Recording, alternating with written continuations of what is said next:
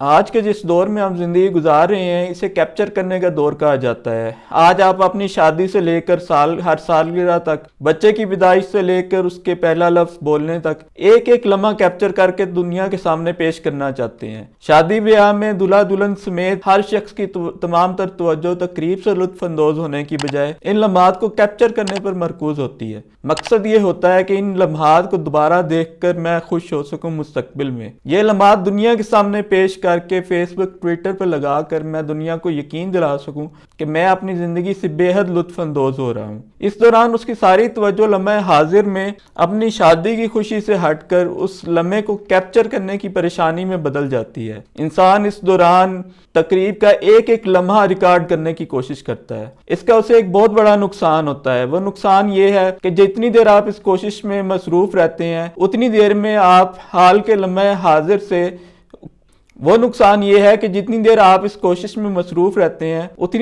آپ کو حال کے لمحہ حاضر کی قربانی دینا پڑتی ہے۔ ان لمحات کو دوبارہ دیکھ کر دوسری دفعہ آپ لطف اندوز ہو سکیں گے یا نہیں یہ تو بعد کی بات ہے، لیکن پہلی بار جب یہ لمحات وقوع پذیر ہو رہے ہیں آپ اس وقت تو ان سے لطف اندوز ہو نہیں سکے۔ رہی دنیا جس نے فیس بک پہ آپ کی تصاویر دیکھنی ہے، ان کی نظر میں آپ کی خوشی کی اہمیت ہی نہیں۔ آپ یہ سوچ رہے ہیں کہ 10 سال بعد ہم میاں بیوی یہ شادی کی ویڈیوز دیکھ کے خوش ہوں گے، لیکن 2 سال کے بعد اگر وہ آپ سے علیحدگی اختیار کر لیتی ہے تو پھر یہ یادیں خوشی کی ہوں گی یا غم کی؟ اس کا مطلب یہ ہرگز نہیں کہ آپ تصاویر اور ویڈیوز بنانا ہی چھوڑ دیں، لیکن بات ہے ایک توازن کی۔ آپ ان لمحات کو بعد میں دوسری بار دیکھ کر لطف اندوز ہونا چاہتے ہیں، لیکن ان سے پہلی دفعہ تو لطف اندوز ہو لیں جب وہ وقوع پذیر ہو رہے ہیں۔ انٹرنیٹ پہ وائرل ہونے والی ایک تصویر یاد آتی ہے۔ کوئی بہت نامور کھلاڑی اسٹیڈیم میں اس جگہ پر کھڑا ہے جہاں بالکل سامنے اس کے مداحوں کا ایک ہجوم اسے دیکھ رہا ہے۔ اپنے ہیرو کو اتنا قریب دیکھ کر وہ سب ان لمحات کو کیپچر کرنے کی کوشش میں مصروف ہیں۔ سب اپنے موبائل فون سے اس کی ویڈیو بنا رہے ہیں۔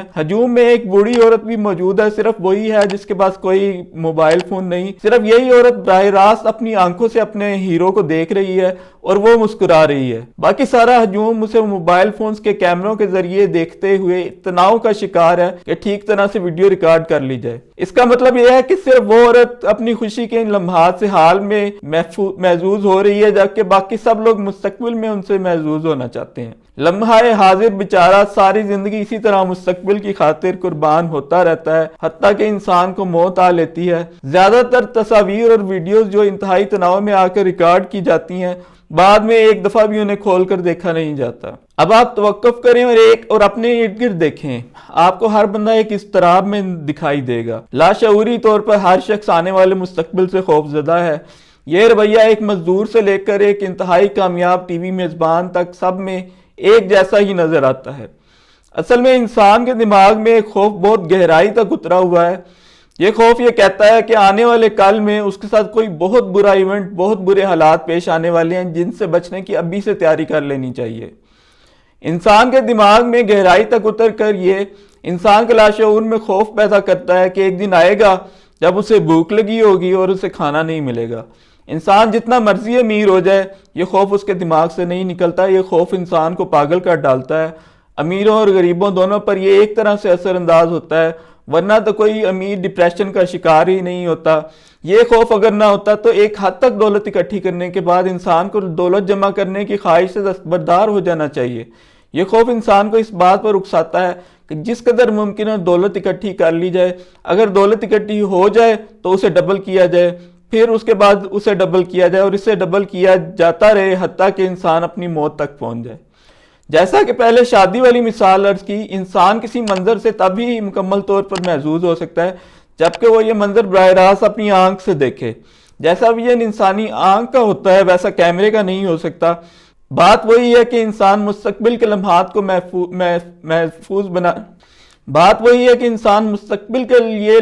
محفوظ بنانا چاہتا ہے۔ وہ مستقبل کی خوشی کے لیے حال کو قربان کر دیتا ہے۔ اگر تو یہ قربانی کسی تناسب سے ہو تو پھر تو بات سمجھ میں آتی ہے کہ انسان محنت کر رہا ہے تاکہ وہ اچھا مستقبل حاصل کر سکے۔ توازن مگر گیا تو آپ بھی گئے۔ لمحہ حاضر کو قربان کرنے کے نتائج کیا ہیں؟ پہلی بات یہ ہے کہ مستقبل کو تو انسان دیکھ ہی نہیں سکتا، جبکہ حال کو آپ اپنی آنکھوں سے دیکھ سکتے ہیں۔ آج میرے پاس کھانے کو موجود ہے، میری صحت ٹھیک ہے، اللہ نے اولاد عطا کی ہے، تو آج میں ان نعمتوں سے لطف اندوز ہو سکتا ہوں۔ اس کے برعکس اگر میرے پاس اتنا بھی وقت موجود نہیں کہ میں اپنے بچے کے ساتھ اس وقت کھیل سکوں جبکہ وہ انتہائی کمسن، خوبصورت اور انتہائی معصوم ہے، تو پھر یہ وقت واپس نہیں آ سکے گا۔ دن رات میں اپنا مستقبل محفوظ کرنے میں لگا ہوا ہوں، اور جب اپنے تئیں اسے محفوظ کرنے میں کامیاب ہو جاتا ہوں تو ساتھ ہی مجھے دل کی بیماری لاحق ہو جاتی ہے۔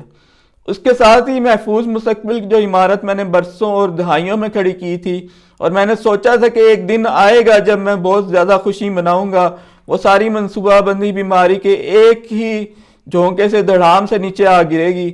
ایک ایکسیڈنٹ، ایک دل کا دورہ اور دی اینڈ۔ اس کا مطلب یہ ہرگز نہیں کہ منصوبہ بندی نہ کریں، بلکہ توازن قائم کرنا ہے۔ صحت، جوانی، اولاد اور خوراک سمیت جو نعمتیں اللہ نے آج عطا کی ہیں، پہلے ان سے تو لطف اندوز ہو جائیں۔ جہاں تک رہی مستقبل کو مکمل طور پر محفوظ بنانے کی خواہش، تو اگر معمر قذافی، صدام حسین اور الطاف حسین جیسے لوگ اپنا مستقبل محفوظ نہیں بنا سکے، جن کے پاس انتہائی دولت اور انتہائی طاقت موجود تھی، تو پھر ایک عام شخص کس حد تک اپنا مستقبل محفوظ بنا سکتا ہے؟ محفوظ مستقبل کی کوئی ضمانت کبھی بھی نہیں دی جا سکتی۔ آپ اپنی طرف سے انتہائی ایمبیشس ہو کر دن رات محنت کر کے اپنے کیریئر میں انتہائی کامیابی کے جھنڈے گاڑتے چلے جاتے ہیں، پھر ایک انتہائی خوبصورت اور امیر خاتون سے آپ کی شادی ہو جاتی ہے، پھر اگلے ہی سال آپ کے ہاں ایک اب نارمل بچہ پیدا ہو جاتا ہے، تو پھر یہ ساری خوبصورتیاں اور کامیابیاں آپ کہاں لے کر جائیں گے؟ کہنے کا مطلب یہ ہے کہ یہ دنیا آزمائش کے لیے بنی ہے، کوئی بھی انسان اس آزمائش سے ایگزمپٹ نہیں ہو سکتا۔ یہ آزمائش کسی نہ کسی شکل میں تو آ کر رہنی ہے، اگر شکل و صورت اور دولت کی طرف سے نہیں آئے گی تو ہو سکتا ہے کہ اولاد کی طرف سے آ جائے۔